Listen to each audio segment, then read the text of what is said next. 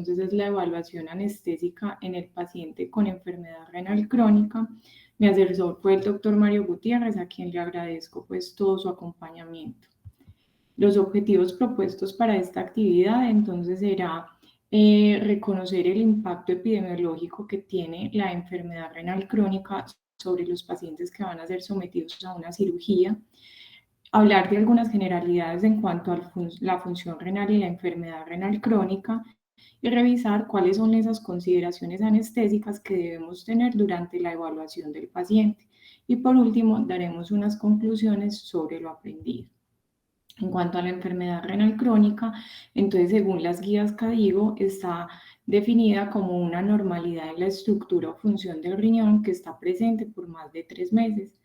Esta enfermedad se hace clínicamente manifiesta cuando hay una pérdida de la función del glomérulo de más del 40%.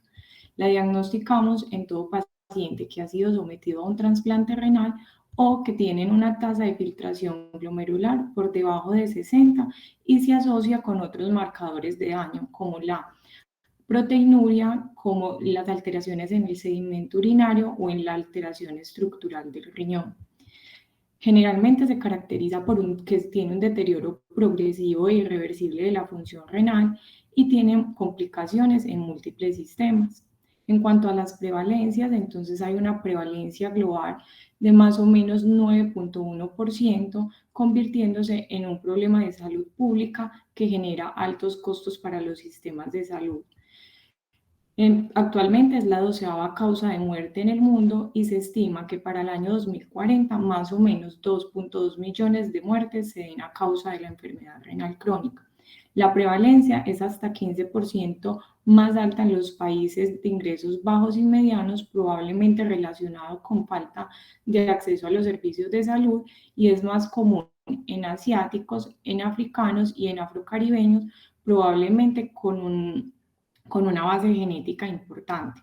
También es importante resaltar que los estadios 1 a 3 son más prevalentes, con más o menos 12.7%, mientras que los estadios 4 y 5 tienen una prevalencia de 0.35 a 0.11 respectivamente. En Estados Unidos la prevalencia es de 7.2, en Europa varía entre 4.3 a 8.5, y para Colombia, según el Fondo Colombiano de Enfermedades de Alto Costo, la prevalencia es de 1.7. Es importante resaltar que probablemente haya un subregistro marcado en parte por falta de acceso a los servicios de salud y también porque estas estadísticas son del año 2020, donde estábamos en pandemia y probablemente eso contribuyó al subregistro. En cuanto a la incidencia, realmente no encontré estudios que hablaran sobre la incidencia global en el mundo, porque probablemente esto está muy determinado por los factores socioeconómicos de cada región, pero según el estudio Framingham, después de un seguimiento de 18.5 años en más de 2.000 pacientes, ellos encontraron una incidencia global de 9.4%, con una tasa de filtración glomerular definida por debajo de 60. Ese desarrollo de la enfermedad renal crónica estuvo asociada a mayor edad, a diabetes, a hipertensión, tabaquismo y obesidad. Las incidencias para Colombia, según el Fondo Colombiano de Enfermedades de Alto Costo, es de 3.05 casos por 1.000 habitantes y la incidencia de enfermedad terminal es de 10.12 casos por cada 100.000 habitantes. Es importante reconocer que la enfermedad renal crónica tiene unas asociaciones de riesgo. Está asociada entonces a una alta mortalidad y mayor utilización de los servicios médicos. La enfermedad cardiovascular y la hipertensión fueron los diagnósticos más comunes asociados y son responsables de hasta el 24% de las hospitalizaciones en estos pacientes. Y los pacientes con enfermedad renal crónica tienen una incidencia de cirugía mayor de hasta 16 veces más que pacientes que no tienen enfermedad renal crónica. Y si tenemos en cuenta que 1 de cada 13 muertes en el mundo ocurren después de una cirugía y que 1/3 de esas muertes son explicadas por muerte cardiovascular, pues entonces podemos inferir que los pacientes con enfermedad renal crónica van a tener un mayor riesgo de mortalidad. Y eso lo podemos ver en estos 3 estudios que les traigo. El primero es una cohorte retrospectiva en 3.398 pacientes. Este estudio se publicó en el 2021. Ellos evaluaron un compuesto de infarto y de muerte a los 30 días después de una cirugía mayor no cardíaca. ¿Qué encontraron? Que se presentaron 272 personas que murieron o que tuvieron un infarto agudo del miocardio. Esto corresponde al 8% de esa población estudiada. De esas 181 muertes, 22 fueron por infarto y además se presentaron 91 infartos no fatales. El segundo estudio es una revisión sistemática con metaanálisis publicada también en el 2021. Su objetivo fue determinar qué probabilidad había en la morbilidad de los pacientes en diálisis que se sometían a una cirugía. ¿Qué encontraron? Que había hasta 83% más riesgo de que esos pacientes sufrieran de infarto y además había hasta 2.4 veces más riesgo de sepsis. Y el tercer estudio es una revisión sistemática también con metaanálisis publicada en el 2020. Lo que ellos evaluaron fue si la enfermedad renal crónica afectaba los resultados posoperatorios en pacientes que se sometían a artroplastia tanto de rodilla como de cadera y de qué manera la enfermedad renal contribuía a esa morbilidad. Que encontraron que había un aumento en la mortalidad, en la readmisión y en las transfusiones de forma estadísticamente significativa.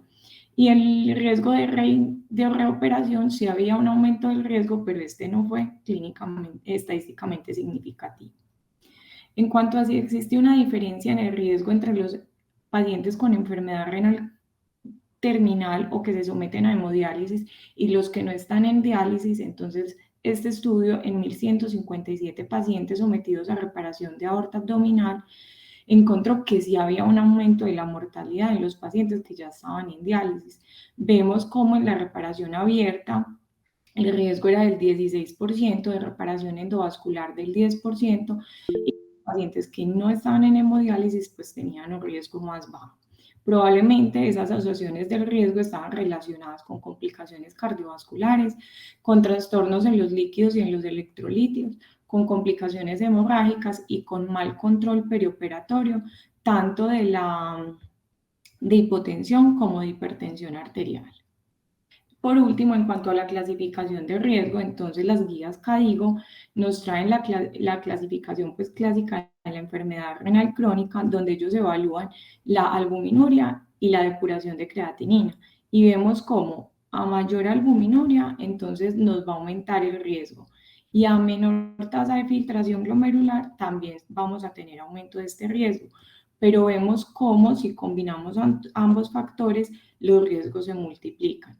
¿Y a qué riesgos se refieren pues ellos? A la progresión de la enfermedad renal crónica, a la lesión renal aguda, a mortalidad por todas las causas y a eventos cardiovasculares. Entonces, como el mensaje que quiero dejar hasta el momento es que los pacientes con enfermedad renal crónica tienen mayor riesgo de eventos adversos perioperatorios, por lo tanto, todas las estrategias de manejo que hagamos deben intentar minimizar este riesgo. Ahora hablaremos algo de las generalidades en cuanto a la función renal y la enfermedad renal crónica, específicamente la evaluación de esa función renal, algo de las manifestaciones clínicas y por último algo del tratamiento específicamente de la diálisis. En general decimos que los riñones reciben hasta el 25% del gasto cardíaco, que el plasma se filtra a una razón de 180 litros por día. En cuanto a la anatomía, sabemos que contiene 1.000.000 de nefronas y que cada nefrona va a contener un glomérulo, un túbulo proximal, un túbulo distal y el túbulo colector.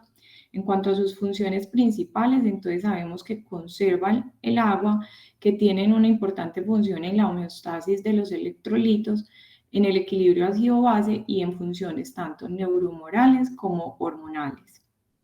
Para evaluar la función renal, entonces, ¿qué estrategias tenemos? Podemos hacerlo a través de la tasa de filtración glomerular y podemos evaluar también la función tubular renal.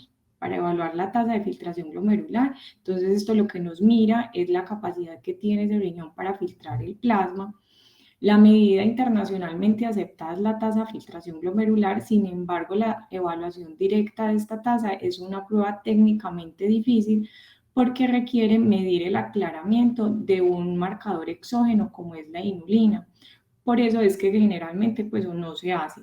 Lo que hacemos para aproximarnos a esa tasa de filtración glomerular entonces es la depuración de creatinina, que la calculamos o con la creatinina sérica o con los niveles de cisteína C, y esta va a tener una muy buena correlación con esa tasa de filtración glomerular. Por otra parte, entonces, para evaluar la función tubular renal, podemos hacerlo a través de la concentración de la orina, a través del nivel de proteinuria, de la fracción excretada de sodio y el análisis del sedimento urinario. ¿Qué tenemos frente a los nuevos marcadores para enfermedad renal crónica? Entonces está la cisteína C, que lo que hace es permitirnos calcular esa depuración de creatinina. Esta cisteína C es una proteína que se produce pues en todas las células nucleadas del cuerpo, se excreta libremente por el glomérulo y es importante porque no se ve afectada ni por el sexo, ni por la edad, ni por el contexto pues como nutricional del paciente. Las guías NICE en el 2017 realizaron esta revisión sistemática que buscaban ellos determinar si la precisión diagnóstica de esa tasa de filtración glomerular estimada tenía buena correlación. Se eligieron 29 artículos, todos estos estudios elegidos informaron una P30 como medida del resultado. ¿Y qué mensaje nos dejan ellos al final de este estudio? Que se debe tener precaución al interpretar esa tasa de filtración glomerular estimada en los adultos con extremos de masa corporal y en los que utilizan suplementos de proteína. Adicional, no recomiendan que se utilice el factor de corrección para el origen étnico. Este ajuste lo hacemos cuando aplicamos la calculadora MNDR, entonces esa no la debemos utilizar porque lo que pasa es que sobreestima ese valor real de la tasa de filtración glomerular, llevándonos a hacer subdiagnóstico en pacientes de raza negra. Por lo tanto, la recomendación actual es que siempre utilicemos CKD-EPI como la calculadora ideal para aproximarnos a esa depuración de creatinina. En cuanto a la tamización, entonces, ¿en qué pacientes nosotros debemos tamizar para enfermedad renal? En el preoperatorio. Entonces, en todo paciente que tenga uso de nefrotóxicos, en pacientes que tengan enfermedad cardiovascular establecida o cualquier factor de riesgo cardiovascular, pacientes que hayan tenido episodios previos de insuficiencia renal aguda, pacientes que tengan alguna alteración estructural en el riñón, que tengan enfermedades multisistémicas, que tengan antecedentes de enfermedad renal hereditaria o que se haya detectado de forma incidental hematuria o proteinuria. Y ese tamizaje lo vamos a hacer entonces a partir de la tasa de filtración glomerular estimada a partir de la depuración de creatinina o a través de la relación albuminuria-creatinuria. En cuanto a las causas de enfermedad renal crónica, como vemos en esta tabla, son múltiples las causas. Les quiero resaltar la diabetes, que actualmente continúa siendo la principal causa de enfermedad renal en el mundo en todos los grupos raciales y étnicos. La hipertensión, que a su vez es causa y efecto de la enfermedad renal crónica. Y en cuanto a las otras causas generales, la enfermedad poliquística renal como una de las principales. En cuanto al diagnóstico de la enfermedad, entonces como vemos, tiene signos que a menudo pueden ser indetectables con unos síntomas inespecíficos, por lo tanto el diagnóstico siempre lo vamos a hacer en base en el laboratorio, la creatinina sérica y el análisis del sedimento urinario.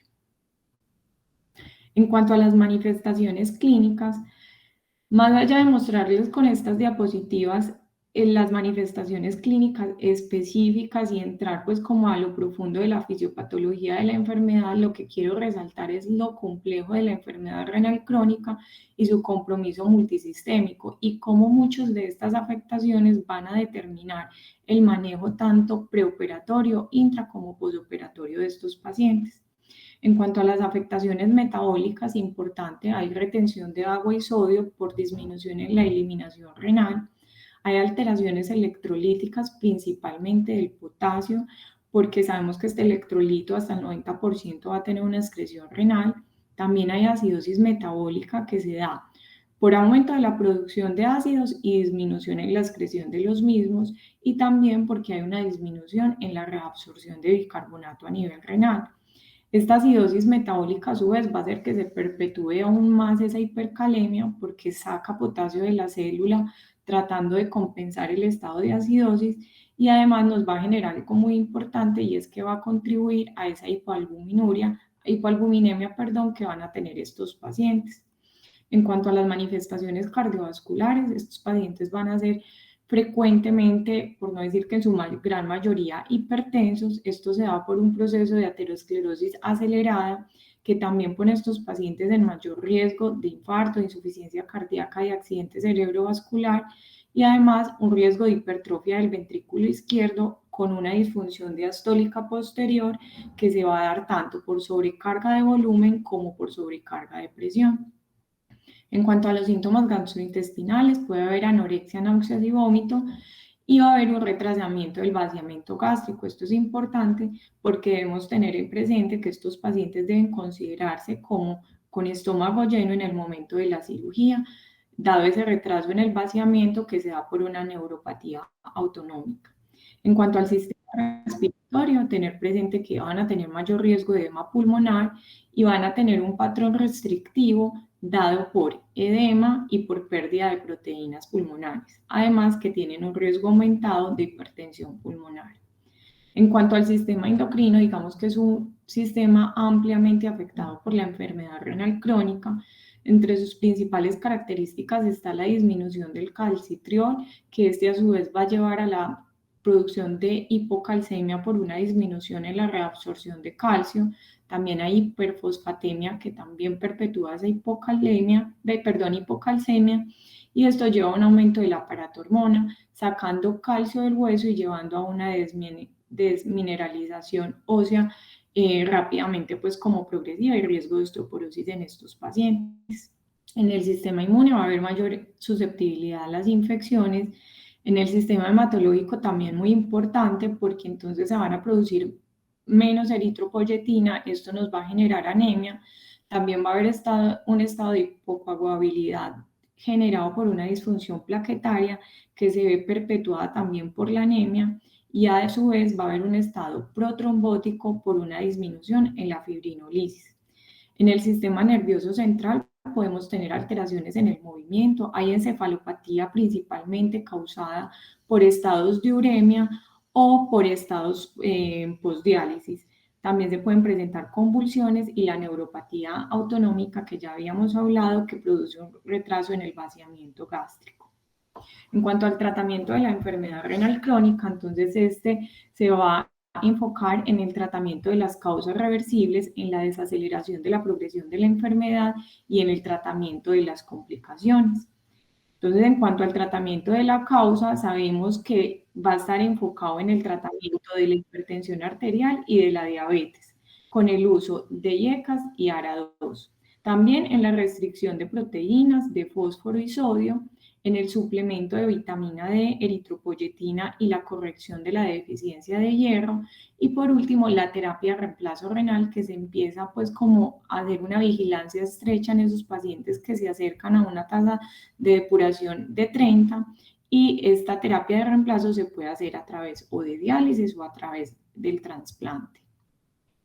Aquí les quiero mencionar algo muy específico de las modalidades de diálisis. Actualmente contamos en términos generales con 4 modalidades. Está la hemodiálisis intermitente, está la diálisis peritoneal, está la diálisis sostenida de baja eficiencia, y terapia de reemplazo renal continuo. En términos generales, todas eliminan solutos pequeños. Hay una diferencia entre la terapia de reemplazo renal continua, que dependiendo del modo programado, si es filtración, si es hemodiálisis con filtración o ultrafiltrado continuo lento, va a depender también esa eliminación de esos solutos. En cuanto a la eliminación de líquidos, todas tienen eliminación de líquidos. En cuanto a la anticoagulación, debemos mencionar que en la terapia de reemplazo renal continua siempre se requiere de esa anticoagulación, que en los otros no es estrictamente necesario. Y en cuanto a las principales ventajas y desventajas, les resalto.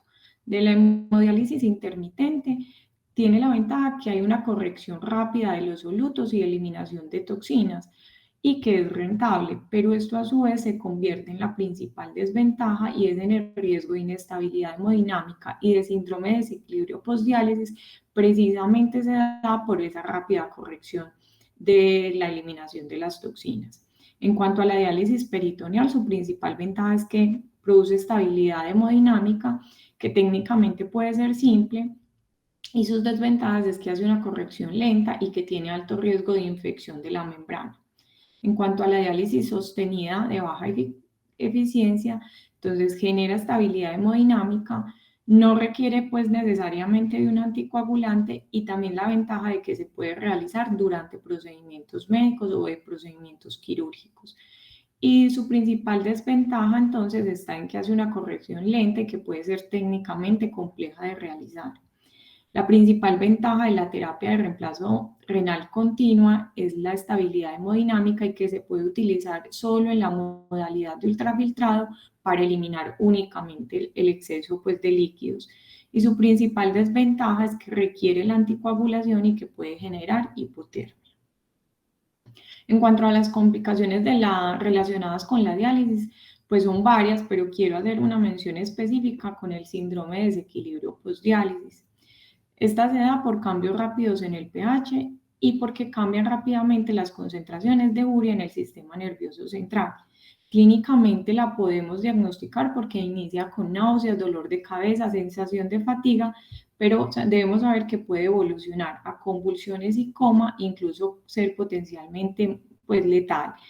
Por eso es que debe existir un tiempo prudente entre la última diálisis y el momento que el paciente va a ser llevado a cirugía, precisamente para reconocer este síndrome y hacer el manejo pues como pertinente. En cuanto a la evaluación preoperatoria de los pacientes con enfermedad renal crónica, entonces nos enfocaremos en estos 7 ítems: en el riesgo de lesión renal aguda, en el riesgo cardiovascular, en el manejo de la hipertensión arterial, manejo de la anemia, en el manejo de la diálisis, el riesgo de sangrado y por último la información que le vamos a brindar al paciente. En cuanto a la lesión renal aguda, entonces sabemos que es una complicación común, afecta más o menos el 10% de las cirugías ortopédicas, el 28% de las cirugías cardiovasculares. Se han determinado unos factores de riesgo específicos para ese riesgo de lesión renal aguda, que es la edad avanzada, el sexo masculino, ser afroamericanos, tener un índice de masa corporal mayor a 25 o tener enfermedad renal crónica previa. Y esto es importante porque una de nuestras metas será evitar la lesión por segundo impacto. ¿Y qué es esto? Que los pacientes con enfermedad renal crónica tienen mayor riesgo y mayor susceptibilidad de tener una lesión renal aguda.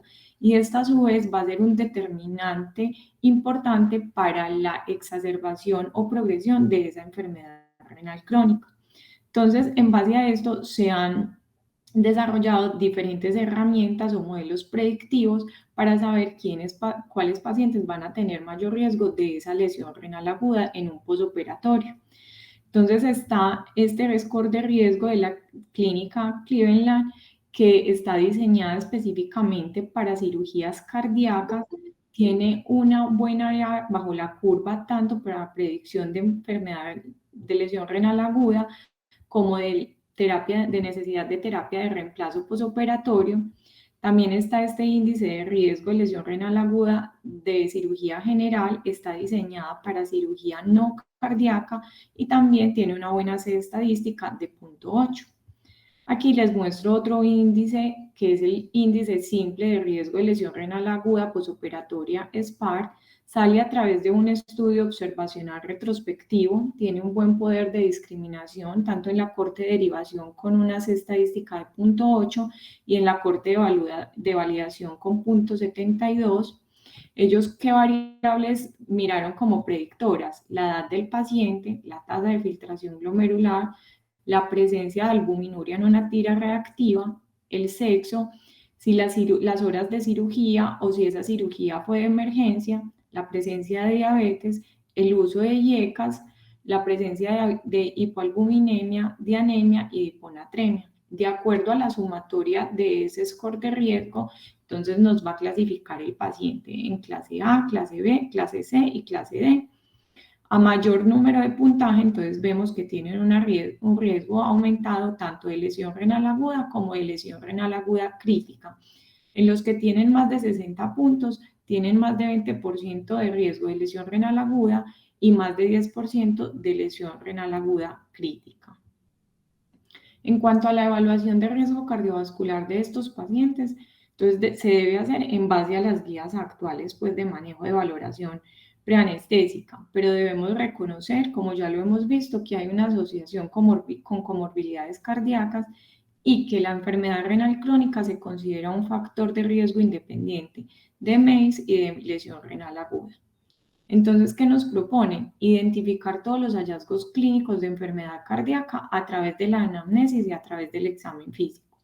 Podemos aplicar las escalas de riesgo como el índice de Lee y el NSQIP, pero es que ellos incluyen entre sus variables la enfermedad renal crónica. Además, es súper importante que valoremos adecuadamente la clase funcional de esos pacientes de forma clínica y si no se puede, entonces ya vamos a determinar la necesidad de exámenes complementarios como troponinas, BNP o imágenes de acuerdo al criterio médico y a que se basa en la individualización tanto del riesgo quirúrgico como el riesgo del paciente. Las nuevas guías entonces nos traen en su algoritmo de manejo lo siguiente. Si el paciente tiene una cirugía emergente o urgente, pues probablemente no vamos a tener tiempo de realizar estudios complementarios. Pero si la cirugía es tiempo sensible, la recomendación es que haya un manejo multidisciplinario y de forma como acordada se evalúe la necesidad de ese paciente y el tiempo que podemos dar para los estudios complementarios. Si se tiene un tiempo adecuado para hacer esos estudios, entonces la sugerencia de las guías es que estos pacientes se valoren de forma completa, incluyen los laboratorios pues como estándar y que haya tiempo de optimización médica. Vemos que los pacientes de enfermedad renal crónica vamos a tenerlos en estas dos columnas, porque siempre van a tener un riesgo aumentado de desenlaces cardiovasculares.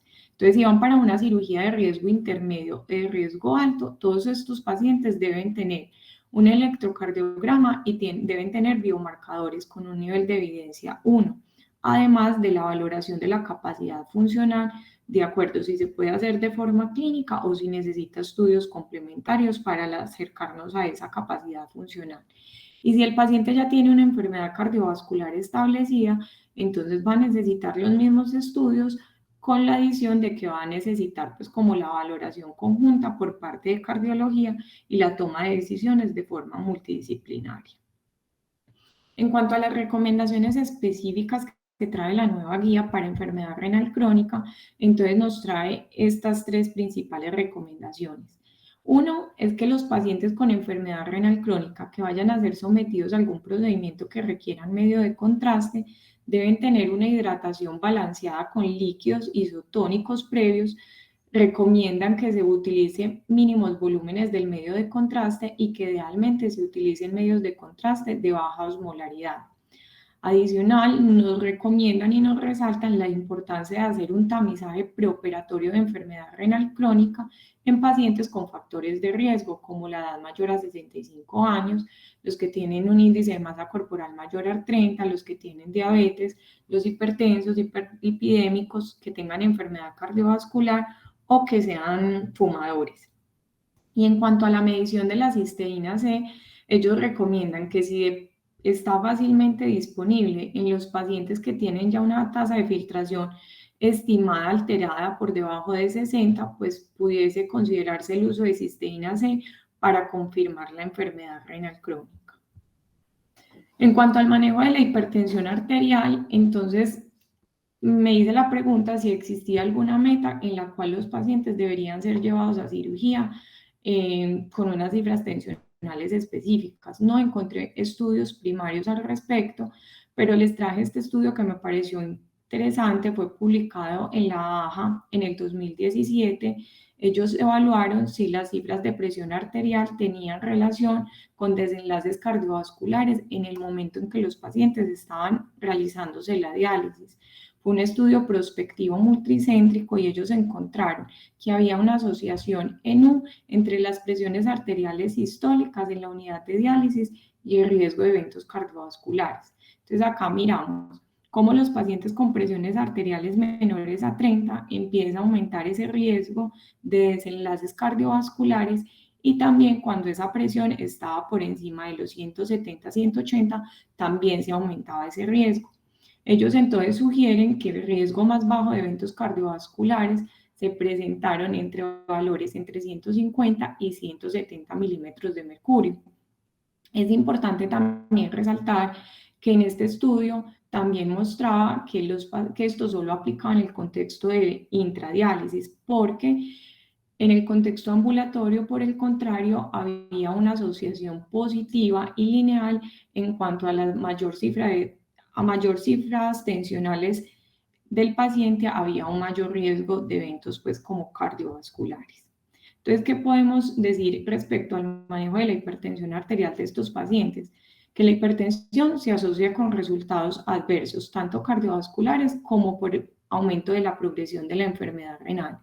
Que hay unas metas en el contexto ambulatorio que son las que nos recomiendan las guías CADIGO y las guías NICE, que es que el paciente está sin diálisis deben tener unas presiones arteriales menores a 120/80, los candidatos a trasplantes presiones menores a 130/80 y pacientes en diálisis, pues en general, cifras tensionales menores a 140/90.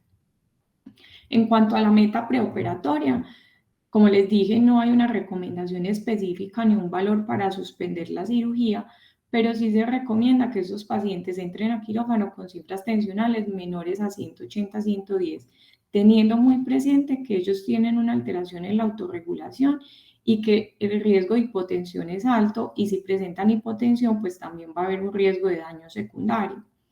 Si las cifras tensionales están por encima de este valor de 180/110, entonces la sugerencia es hacer un manejo. Si el paciente tiene signos de sobrecarga, pues entonces será la diálisis el manejo ideal. Y si está hipertenso a pesar de tener el peso seco del paciente, entonces utilizar antihipertensivos intravenosos como la hidralazina, la betalol o la nitroglicerina, que permiten una adecuada titulación. En cuanto a la anemia y las plaquetas, entonces sabemos que aumentan el riesgo de sangrado perioperatorio y la necesidad de transfusión. Debemos llevar a estos pacientes con estas metas: un hematocrito alrededor de 30, una hemoglobina entre 10 y 11,5%, una saturación de transferrina mayor a 40 y una ferritina mayor a 700. Quiero resaltar la importancia de medir la saturación de transferrina, dado que es la medida más confiable en estos pacientes, porque como sabemos, ellos tienen un estado proinflamatorio, donde vemos que los resultados de ferritina son muy superiores pues como a los valores normales en un paciente sin enfermedad renal crónica, y esta medida no es pues como no tiene buena sensibilidad y especificidad en estos pacientes.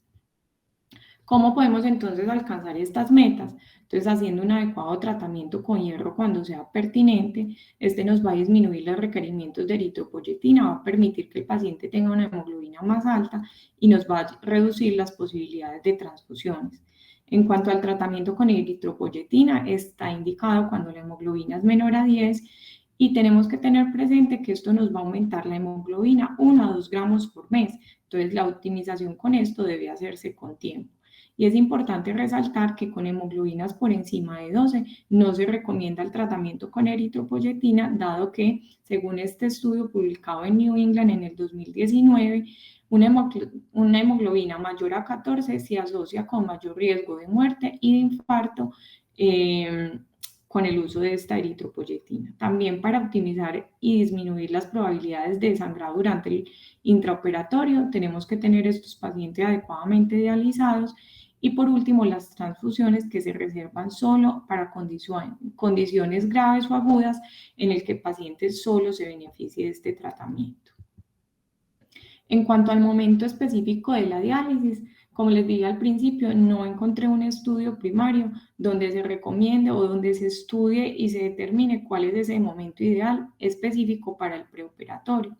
Pero entonces les traje estos 3 estudios. El primero buscaba mirar si había alguna relación entre las programaciones de la diálisis y las probabilidades de algún evento adverso en estos pacientes. Que encontraron que se presentaron 4.395 muertes, 40% de ellas explicadas por causas cardiovasculares, y vieron que ese aumento en la mortalidad sucedió con mayor frecuencia en los intervalos más largos sin diálisis, con un RR de 1.4. En este segundo estudio, fue un estudio de corte prospectivo, se realizó en 5.959 pacientes y ellos lo que evaluaron fue mirar si los niveles de potasio preoperatorio se asociaban con resultados adversos después de una cirugía mayor no cardíaca. Que encontraron que el grupo de potasio menor a 4 tenía un riesgo de MACE de 13.6% y el grupo de potasio por encima de 5.5 tuvieron un riesgo de hasta de 21.9%. Podemos decir entonces que tanto la hipocalemia como la hipercalemia preoperatoria son predictores independientes de MACE dentro de los 30 días posoperatorios.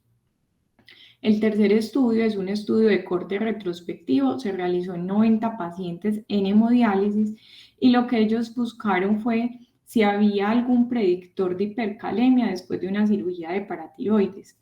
Ellos encontraron que el potasio sérico preoperatorio era el único factor independiente que podía predecir esa hipercalemia después de una paratiroidectomía y definen como el punto de corte óptimo para ese nivel de potasio preoperatorio como 3,9. Entonces, con esto, ¿qué podemos o qué recomendaciones podemos dar acerca del momento ideal de la diálisis?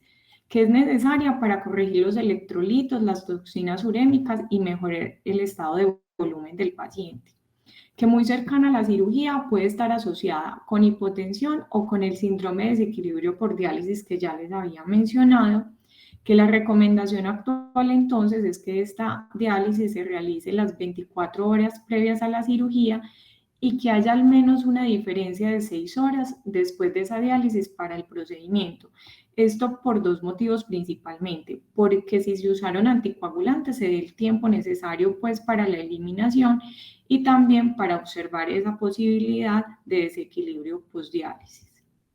En cuanto a las recomendaciones de hemodiálisis, no hay cambios en la prescripción, esta debe ser igual a la que el paciente tiene, pero sí se recomienda que haya una medición de los electrolitos previos a esa última diálisis por si hay que hacer algún ajuste. En los pacientes que están en diálisis peritoneal, se sugiere aumentar la cantidad de diálisis una semana antes para garantizar que lleguen adecuadamente dializados a la cirugía y se recomienda que antes de la cirugía se drene el líquido peritoneal.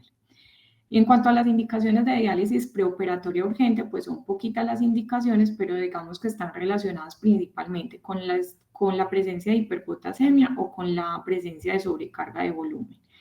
En cuanto a los electrolitos, entonces el potasio, el nivel seguro está alrededor de más o menos 3.9 milimoles por litro. Lo ideal es que se mida lo más cercano posible a la cirugía y que siempre se acompañe de un electrocardiograma. Cuando tenemos un potasio menor a 5,5 sin cambios en el electro, pues no se va a requerir de un manejo específico. Cuando está mayor a 5,5, lo ideal es que se realice diálisis y tenemos que un tiempo de diálisis de 2 a 3 horas es suficiente para corregir ese potasio. Y ya si la cirugía es emergente, pues entonces tendremos que hacer uso del tratamiento médico. Debemos tener en cuenta algunos factores importantes y es predecir el daño tisular que se va a dar durante la cirugía, calcular más o menos las pérdidas de sangre y las necesidades de transfusiones, el recambio de líquidos, la cronicidad de esa hiperpotasemia y si hay trastorno ácido básico preexistente en este paciente, porque todo esto puede hacer que los niveles séricos con los que entramos a cirugía aumenten en el transcurso de la misma. En cuanto al tratamiento médico, pues no me voy a detener en las indicaciones pues como específicas, pero contamos con estabilizadores de las células cardíacas, que es el gluconato de calcio. Vamos a promover la entrada de calcio, de potasio, a la célula con soluciones polarizantes, con beta-2 agonistas y con el uso de bicarbonato, y vamos a promover la eliminación de ese potasio con diuréticos de asa, con resinas de intercambio iónico y con la diálisis. En cuanto a la valoración del estado de volumen, entonces se hace a través del peso seco. Este es el menor peso posible tolerado postdiálisis que se logra de forma gradual y que representa mínimos signos y síntomas en el paciente.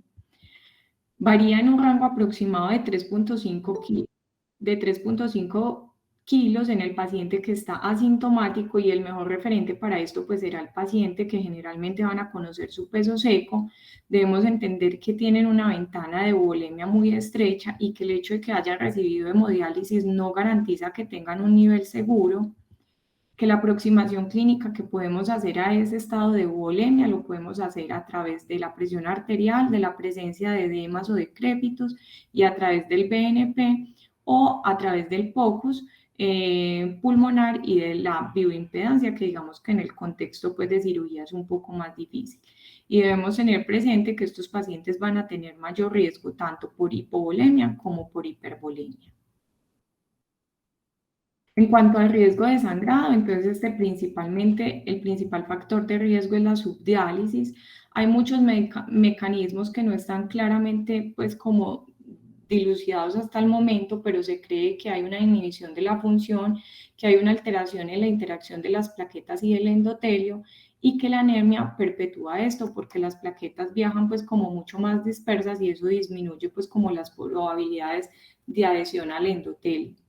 El diagnóstico: no hay una forma de acercarse al riesgo de sangrado porque no hay una buena correlación entre los niveles de BUN ni de creatinina, ni en cuanto a los tiempos de coagulación frente al diagnóstico y frente al riesgo de sangrado de los pacientes. Y en cuanto a las estrategias de manejo, pues la principal será tener los pacientes con una adecuada diálisis. El uso de desmopresina se ha visto que puede mejorar los resultados de estos pacientes, disminuyendo las posibilidades de sangrado, la corrección de la anemia, como ya mencionamos, los estrógenos y el cloro precipitado. De estos, la desmopresina pues es importante porque va a tener un inicio de acción rápido, menor a 1 hora, con un pico entre 2 y 4 horas, y va a tener una duración de más o menos 6 a 8 horas. En cuanto a la gestión de medicamentos, pues en general todos los medicamentos se pueden continuar. Debemos descontinuar siempre los alfa-2 agonistas, los hipolipemiantes no estatinas y la teofilina. Y en cuanto a la terapia dual, entonces estas deben pues como ser guiadas en base a las guías de anticoagulación dual, a la causa por la cual el paciente está con antiagregación dual, y en términos generales pues se podría continuar el ASA solo, y el clopidogrel debería suspenderse 7 días antes de la cirugía. Y por último, la información que vamos a brindar al paciente sobre el alto riesgo de complicaciones y el alto riesgo de mortalidad, garantizando que se cumplan los 4 como requisitos de un consentimiento informado bien hecho.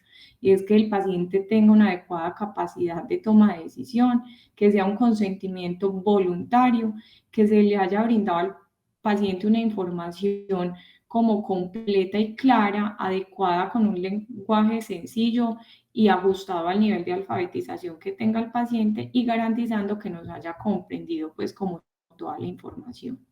Por último, y en forma de resumen, entonces en la anamnesis es importante saber la etiología de esa enfermedad renal crónica y la gravedad, el estado de líquidos, el peso seco, la capacidad para producir orina, qué tipo de reemplazo renal tiene el paciente, y la evaluación de las comorbilidades, específicamente las que tienen que ver con el riesgo cardiovascular. En cuanto a los exámenes, siempre tener hemoglobina y plaquetas, siempre electrolitos, el electrocardiograma, no solo porque nos sirve como un trazado de base, sino porque también nos va a ayudar a hacer diagnóstico o a guiar diagnósticos de trastornos electrolíticos. Y los otros exámenes pues se deben individualizar de acuerdo al riesgo quirúrgico y al riesgo cardiovascular del paciente. En cuanto a los medicamentos, en general podemos continuarlos casi todos. En cuanto a los IECAS y ARA2, que hay recomendación de suspenderlos un día antes por el riesgo de hipotensión intraoperatoria, sabemos que los podemos continuar en esos pacientes que tengan cifras tensionales muy elevadas. Evaluar el uso crónico de esteroides y hacer el reemplazo pertinente. La diálisis, las recomendaciones que se haga 24 horas antes, y considerar el uso de desmopresina en esos pacientes con cirugías de alto riesgo de sangrado. En cuanto a las consideraciones generales, es importante señalar la presencia de fístulas arteriovenosas, idealmente cubrirlas con algodón laminado, saber que no se debe poner el manguito del tensiómetro en ese brazo. Saber que estos pacientes pueden requerir accesos vasculares invasivos, y que el acceso pues ideal en estos pacientes es que se haga yugular interna y que se eviten los subclavios y los PIC. En cuanto a los catéteres periféricos, idealmente utilizar venas dorsales de la mano y lo importante que es darle información clara y precisa al paciente sobre los riesgos. Las conclusiones entonces, vemos que la enfermedad renal crónica es una enfermedad frecuente con una alta incidencia de necesidad de cirugía mayor, está asociada con múltiples comorbilidades, tiene un compromiso multisistémico y tiene un aumento de riesgo de MEIS, de lesión renal aguda y de sangrado. Las estrategias de manejo perioperatorias entonces deben encaminarse a mitigar el riesgo de complicaciones y al deterioro de la función renal. Y como consideraciones especiales, resalto la importancia de la valoración de los líquidos y de los electrolitos, el manejo óptimo de la anemia y la prevención del sangrado urémico y el tiempo apropiado de la diálisis. Muchas gracias. Bueno, Marcia, muchas gracias. Se percibe muy completa la charla. Quisiera mencionar algo en relación con tener en cuenta los pacientes que, que tienen función renal, pero que tienen insuficiencia renal crónica no dependiente de diálisis. En esos pacientes, pues, hay que extremar los cuidados para que durante la cirugía y desde el preoperatorio, eh, esos pacientes no los convirtamos en dependientes de diálisis como consecuencia de una complicación transoperatoria.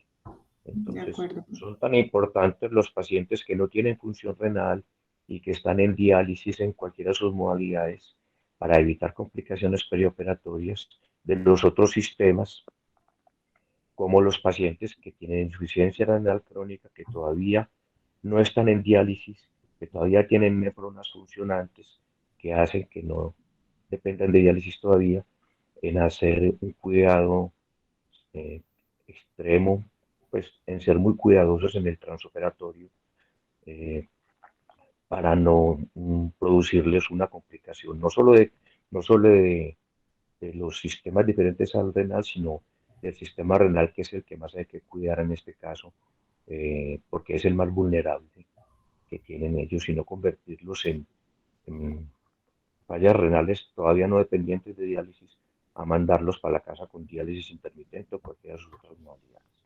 No sé si tienen más preguntas o, o comentarios.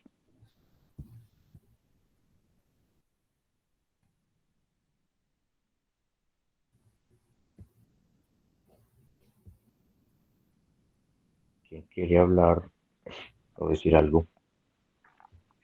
Yo tenía la mano levantada, profe. Ah, perdóname, no, yo soy muy malito para pillarme las cosas, más bien vayan hablando y vayan diciendo, Fabián, dale. Listo. Marce, primero, felicitaciones, muy buena charla. De hecho, me impactó mucho que usaste muchas tablas de evidencia de todos los artículos relevantes en el tema. Y yo creo que es de las pocas charlas que he visto que alguien se toma la tarea de hacer eso, porque eso es largo y dispendioso, pero yo creo que la mejor forma de uno mostrar de manera rápida, sucinta, cuál es el core de la evidencia de un tema en específico, ¿sí? Y eso me parece, por lo menos para el resto de estudiantes, que es una muy buena aproximación, sobre todo en este tipo de charlas que consume menos tiempo, menos necesidad de hacer varias diapositivas con varios estudios y muestra de manera general lo que hay sobre un tema, ¿cierto? Y las recomendaciones y el análisis de cada uno de los puntos me pareció bastante pertinente.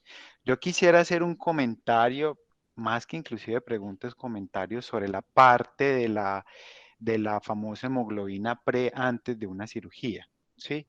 Colocaste que una de las recomendaciones es que esos pacientes deberían ser llevados con una hemoglobina mayor de 10. Lo cierto es que en la gran mayoría de los pacientes en falla renal crónica terminal, que ya están en diálisis hospitalizados, es prácticamente imposible tener un paciente con hemoglobina más de 10, ¿sí? Y eso, por más estrategias, y usted misma lo mostró, usted tiene que por lo menos tener más de un mes con un paciente con eritropoyetina para tener un aumento de hemoglobina de más de 1 a 2 gramos. Es decir, ni siquiera llegamos a que llegue a 10 una hemoglobina. Entonces es muy probable que gran parte de los pacientes que nos toque llevar a cirugías, ¿sí?, en falla renal terminal tengan una hemoglobina menor de 10. De hecho, lo más común es que si es de 8, 8,5 es mucho. ¿Sí? Entonces ahí es donde uno se hace la pregunta, ¿lo monto o no lo monto? ¿O lo transfundo antes o no? ¿O espero a ver qué pasa? Y yo creo que eso va a depender mucho del escenario clínico. Entonces yo creo que aquí no se puede pronto llevar la idea de que entonces todos los pacientes con falla renal crónica terminal vamos a tener que transfundirlo y hay que transfundirlos mucho, más o menos de 2 a 3 unidades para tener una hemoglobina más de 10 para poder llevar a una cirugía. ¿Sí? Entonces, ojo con ese tipo de recomendaciones porque ahí es donde podemos caer en un error. Entonces nos podemos ir al otro lado porque entonces no solamente estamos por intentar subir a la fuerza una hemoglobina en una cirugía que posiblemente, como en muchas ocasiones, no va a sangrar. Y hay que tener algo muy en cuenta, la gran mayoría de los pacientes con falla renal terminal son altamente tolerantes a esa grado de hemoglobina, a esa anemia preoperatoria e inclusive a la hipercalemia. Entonces tratar de forzar una hemoglobina mayor de 10 en un paciente en una cirugía que posiblemente van a sangrar puede ser más perjudicial que tener un paciente con una hemoglobina más de 10. Entonces yo creo y hago el llamado de atención en donde no es el hecho de tener hemoglobina menor de 10 suficiente criterio para transfundir un paciente o para subir la hemoglobina con cualquier otra estrategia que me va a retrasar el tiempo del procedimiento quirúrgico, sobre todo el paciente que está hospitalizado. De resto, me pareció bastante nuevo, pertinente esa, tu intervención. Muchas gracias. Muchas gracias, profe. Estoy de acuerdo. Incluso sí, yo creo que tuve el error de ponerlo como una meta específica, pero es el contexto ideal del paciente. Pero es también cierto que los pacientes, dependiendo de la cronicidad de esa anemia, van a tener mayor tolerancia y también evaluar el riesgo de sangrado de cada contexto, pues como quirúrgico, y también tener en cuenta que transfundir a estos pacientes, por eso dije que la transfusión era como la estrategia última en estos pacientes y solo hacerlo en casos muy específicos porque pueden ser mayores, pues como los riesgos de esa transfusión. Gracias, profe.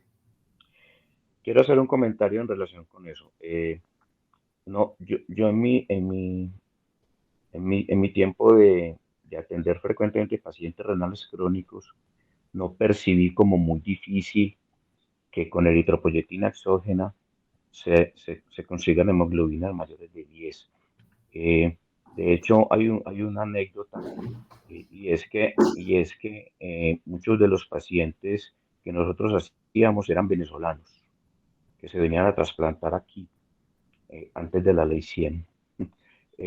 Y comparados con los de acá, que como no había todavía ley 100, no había eritropoyetina, los de acá todos eran con hemoglobinas de 7, 7,5, 6. Y como dice Fabián, toleraban muy bien eso, ¿cierto? Porque eso se tolera muy bien, porque eso se instala en forma larvada.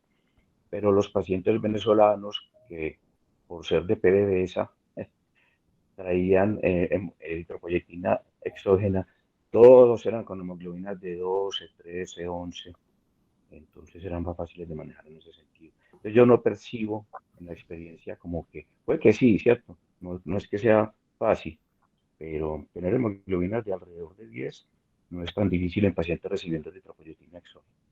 Creo que Susana levantó la mano. Sí, pero antes de mí estaba el profesor Mario Andrés Zamudio. Dale, Mario. Bueno, me uno pues a las felicitaciones del profesor Fabián. Pienso también que el uso de estrategias de resumen permite mostrar un poco más de pruebas que terminan siendo pasitos cualitativos a la hora de tomar una decisión, como por ejemplo que claramente tener una enfermedad renal crónica es un factor de riesgo pues, de complicaciones en el perioperatorio, que fue lo que mostraste en la presentación. Entonces, felicitaciones por la charla y felicitaciones pues por la profundidad de este enfoque de la encomienda, que es la primera parte, que es el enfoque de la evaluación, ¿cierto? Ya otras charlas, por cuestiones de tiempo de alcance, pues entrarán en el tema del manejo. Con respecto entonces al enfoque de hoy, que es la evaluación preparatoria del paciente con enfermedad renal crónica, yo te pregunto, si tuvieras que escoger dentro de las recomendaciones que dijiste, ¿cuáles crees que son las más importantes para que se lleve el auditorio a la hora de atender sus pacientes en la valoración preanestésica? Listo, profe. Entonces yo creo que primero reconocer que es un paciente con enfermedad multisistémica y con alto riesgo de complicaciones. Por lo tanto, tratar de que todo el contexto preoperatorio e intraoperatorio se den las mejores condiciones posibles. En cuanto a las recomendaciones, me parece muy importante el balance de líquidos y principalmente de los electrolitos, principalmente el potasio, y tener presente que pues si hay estudios que nos muestran más o menos cuál es ese valor ideal o acercado al ideal, que es alrededor de los 3,94 milimoles por litro, y tener en cuenta ese riesgo que tenemos dentro del intraoperatorio de que ese potasio se nos aumente, entonces hacer el seguimiento respectivo, ¿cierto? También el momento de la diálisis, pues que debe hacerse 24 horas antes y que se deben evaluar esos pues como riesgos que se presenten, uno de sangrado, que si se hace muy cerca esa diálisis puede haber, y también el riesgo del síndrome postdiálisis. Y la otra recomendación que haría estaría alrededor de reconocer el riesgo de sangrado que tienen estos pacientes y que si van a ir a una cirugía de alto riesgo de sangrado, pues se tengan los mejores niveles de hemoglobina posible y se haga uso de la desmopresina como una estrategia para disminuir ese riesgo.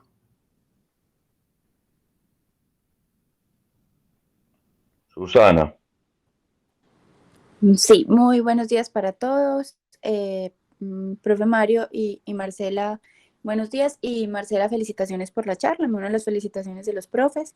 Una revisión bastante completa, bastante clara, bastante pertinente y presentada con bastante claridad. Yo quería hacer, precisamente levanté la mano no solo para felicitarte, sino por el comentario que hizo el profesor Fabián con respecto a las transfusiones y el nivel de hemoglobina. Es verdad que yo no entendí en tu mensaje, por ejemplo, que a todos hay que transfundirlos, porque tú hiciste énfasis, no sé si en todas las diapositivas, pero por lo menos en la de resumen, que especialmente cuando iban para cirugía de riesgo de sangrado. Entonces nosotros sí nos tenemos que comprometer en las instituciones con protocolos de optimización de nuestros pacientes, y esos protocolos sí existen en el mundo. Hay que entender que en nuestro contexto es muy difícil crear esos protocolos, pero no es imposible. De hecho, en este momento hay 2 instituciones de Colombia creando esos protocolos para optimizar los pacientes que van para cirugía de alto riesgo de sangrado, de alto riesgo de transfusión, que no son emergentes, desde luego, porque otra cosa es el escenario de la emergencia. En esos escenarios, en esos modelos quirúrgicos de alto riesgo de sangrado per se. Sabemos que esos pacientes solitos por la alteración de la función plaquetaria tienen riesgo de sangrado, pero no todas las cirugías son de alto riesgo. Y ya lo hemos sabido que no todos sangran masivamente independientes en las cirugías menores y que sí toleran muy bien los niveles de hemoglobina, pero también sabemos que una de las complicaciones perioperatorias más frecuentes y más graves en los pacientes renales, pues son las cardiovasculares. Entonces sí hay que tener unas metas de hemoglobina en esos pacientes que van a ser sometidos a un mayor reto, que sería una cirugía mayor. Entonces la existencia de esos protocolos sí es responsabilidad nuestra empezar a insistir, la protocolos tipo PBM, por ejemplo. ¿Por qué? Porque no nos podemos seguir quedando en la excusa de es que ya hay que operarlo, ya el sistema funciona así. Uno también le puede salir al sistema con propuestas, y sí hay propuestas, y sí se venden esas propuestas además. De acuerdo, profe, muchas gracias.